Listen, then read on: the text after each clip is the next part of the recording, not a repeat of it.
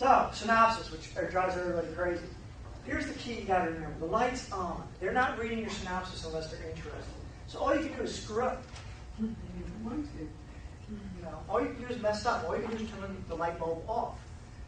So, do you really need one? I say yes. There's some agents who say, like Howard the Cooler, he didn't want a synopsis because he says there's no synopsis in the book. I said to him, you don't have to read it. I'm like, oh, he hadn't thought of that one. I'm a fan of the one-page synopsis. You go to conferences, you're going to hear 2, 3, 14, whatever. Here's my point. The more you put, the more chance you're going to put something they don't like. Less is better. Okay, now it can be single-spaced. I've shrunk it 88% to fit it on a page, all sorts of things. But it's the main story arc from beginning to end. Name 3 characters in your synopsis, that's it. The protagonist, antagonist, and 1 major supporting character. Don't give me 10 names in the synopsis. I can't remember them. On the critiques I did for some of you all, I said, I don't know who's who anymore. I'm lost. Because short-term memory is 7 things. All right? What's your idea? What's your story? Give me 3 names, what I had for lunch, and what I'm doing tonight. That's it. Give me that 4th name to blow my circuit. Give the ending. Every agent in our said they want the ending because they want to know what your payoff is. Again, simple goal. Turn the page. So if they turn this page, they think you have a good idea and you've turned it into a good story. Common mistakes. Too long. If I read your 1-page synopsis and half the synopsis is your climactic scene, it's skewed. It's got to be evenly based on the entire manuscript. It's supposed to be prose, not bullets. Get rid of all your adjectives and adverbs. I've read synopsis and not known what the story is. I've read synopsis and not known who the protagonist is. I've read them and not known who the antagonist is. I've not known what the core conflict is. I haven't known the ending, and I don't know the genre. Answer all those questions. I want to know all those things. So how do you write one? Write a really long one. Just keep cutting. Get rid of all your subplots.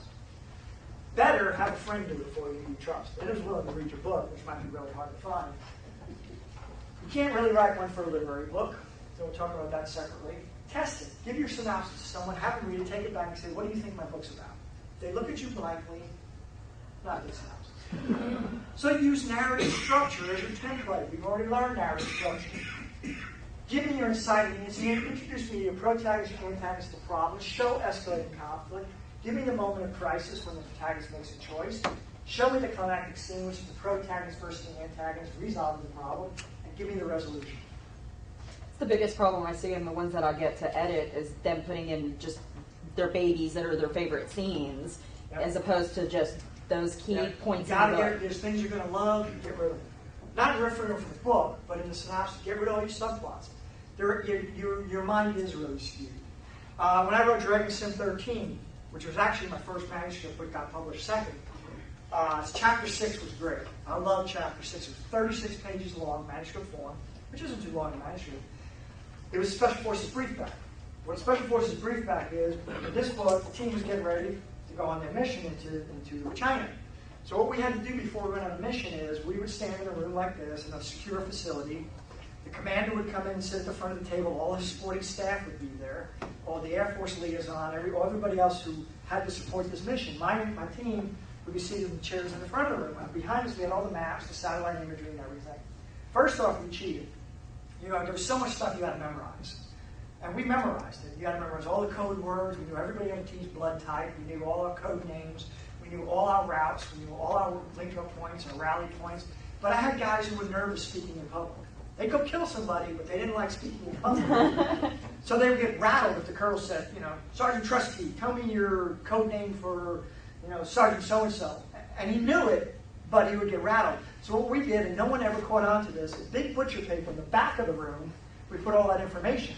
So Sergeant Trusty could stand up and go, his code name, sir, is... And nobody ever caught on to this. But anyway, we had to brief the entire plan from beginning to end. So chapter 6 in this book was a Special Forces briefback. It was so good they used it at Fort Bragg now to teach the briefback. You don't want to listen to you don't want to read the Special Forces briefing. You don't want to read the medic standing up and say, sir, the flora and fauna endemic to our area of operations is blah, blah, blah, blah, blah, blah. That 36 pages, I had to cut to 6 pages. I had to get rid of all the stuff you didn't want to hear about. Kill your babies. So, really small. The red stuff doesn't go in, but what if mankind didn't originate the way we thought it did? Idea again, because they forgot it. I give the inciting incident. I introduce my protagonist, Major Turcotte. I give the problem. He's joined by a friend, and the reporter wants to know the truth of what is happening at Area 51.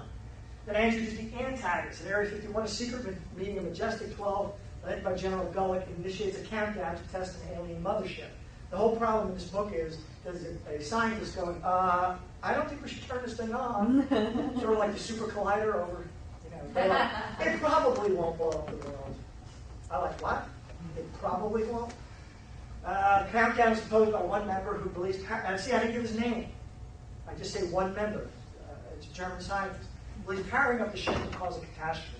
Turcotte is joined by others who have pieces of the puzzle of what is at Area 51 and other mysteries of man past. As they learn more, they realize it is much larger than just Area 51. Escalate the conflict. They rescue the reporter. Area 51 forces are closing in. Turcotte has to decide what to do next. The moment of crisis.